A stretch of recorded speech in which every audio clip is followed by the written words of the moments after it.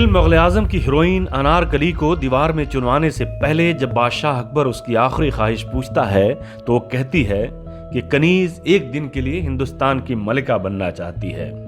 जवाब में अकबर आज़म कहता है कि अंजाम कार दिल की आरजू लबों पर आ ही गई। महाराष्ट्र में भी भाजपा की दिल की आरजू लबों पर आने लगी है। महाराष्ट्र की क्या आज हिंदुस्तान की मौजूदा सियासत का हर जगह कुछ ऐसा ही हाल है। जो दिखता है वो होता नहीं और जो होता है वो दिखता नहीं।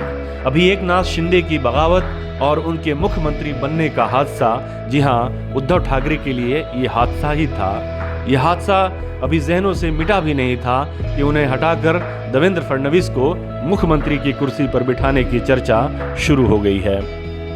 इस दिशा में सबसे पहली कोशिश भाजपा के प्रदेश अध्यक्ष चंद्रशेखर बावनकुले की ओर से की गई है। उन्होंने हाल ही में एक कार्यक्रम में कहा कि हमारी जिम्मेदारी है कि महाराष्ट्र में 2014-2019 का दौर वापस आना चाहिए।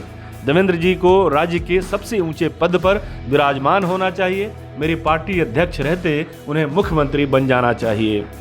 इस बीच फडणवीस की पत्नी ने प्रधानमंत्री नरेंद्र मोदी को राष्ट्रपिता बताते हुए अपने पति को सीएम बनाए जाने की इच्छा जाहिर की है। प्रदेश भाजपा का एक वर्ग चाहता है कि जल्दी से राज्य में नगर निगम के चुनाव हो जाएं और फडणवीस के सीएम बनने का रास्ता साफ हो जाए, जबकि एक वर्ग लोकसभा चुनाव तक उनको सीएम बनाए रखना चाहता है। बावनकुले का बयान बिना किसी लाग लपेट के सीधा बयान था, इसलिए शिंदे सरकार में मंत्री सुधीर मुंगतीवार डैमेज कंट्रोल की मुहिम में मैदान में उतरे। उन्होंने एक कार्यक्रम में शिंदे की मौजूदगी में कहा कि हम ईश्वर से प्रार्थना करते हैं कि आप जब तक चाहें मुख्यमंत्री बने रहें। सवाल है कि क्या शिंदे के मुख्यमंत्री की कुर्सी पर बैठे रहने के दिन पूरे हो गए हैं? 2019 में उद्धव ठाकरे के एनडीए से अलग होने के बाद भाजपा ने महाराष्ट्र में हर दांव आजमाया, लेकिन कहीं कामयाबी नहीं मिली। पहले शरद पवार की पार्टी एनसीपी में उनके भतीजे अजीत पवार की मदद से सेंध लगाकर अपना काम चलाना चाहा, लेकिन बात सरकार बनाने से आगे नहीं बढ़ सकी। फिर राज ठाकरे की नवनिर्माण सेना से उद्धव की कमी को पूरी करने की कोशिश की गई, लेकिन राज भी शिवसेना की जगह लेने में नाकाम रहे।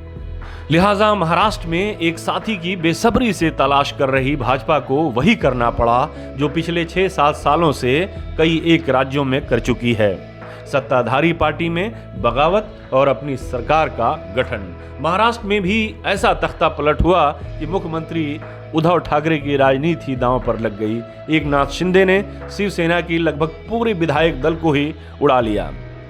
जिस भाजपा ने शिवसेना से इसलिए नाता तोड़ा क्योंकि शिवसेना की खास तौर पर उद्धव ठाकरे की मांग थी कि मुख्यमंत्री उनकी पार्टी का बने, लेकिन भाजपा का दावा था कि वो बड़ी पार्टी है, इसलिए मुख्यमंत्री भाजपा का होना चाहिए।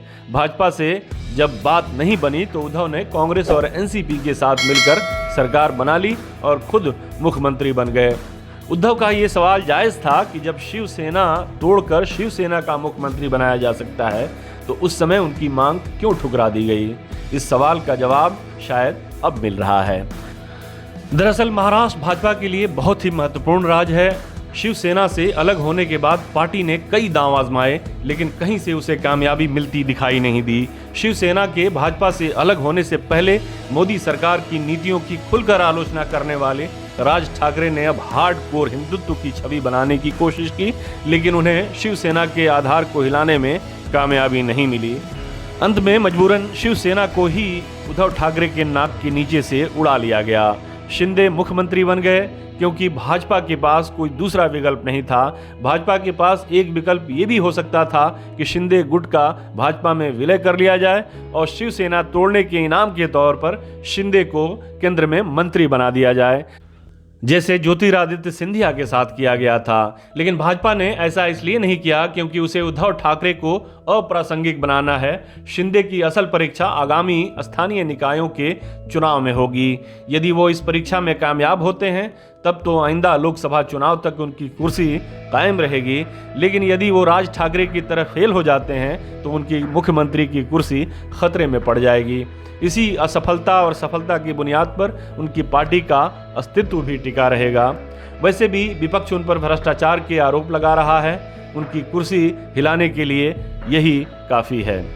हमारे साथ जुड़ने के लिए आपका शुक्रिया। हमारा वीडियो पसंद आए तो इसे लाइक करें, हमारे चैनल को सब्सक्राइब करें और कमेंट बॉक्स में जाकर अपनी राय ज़रूर दें।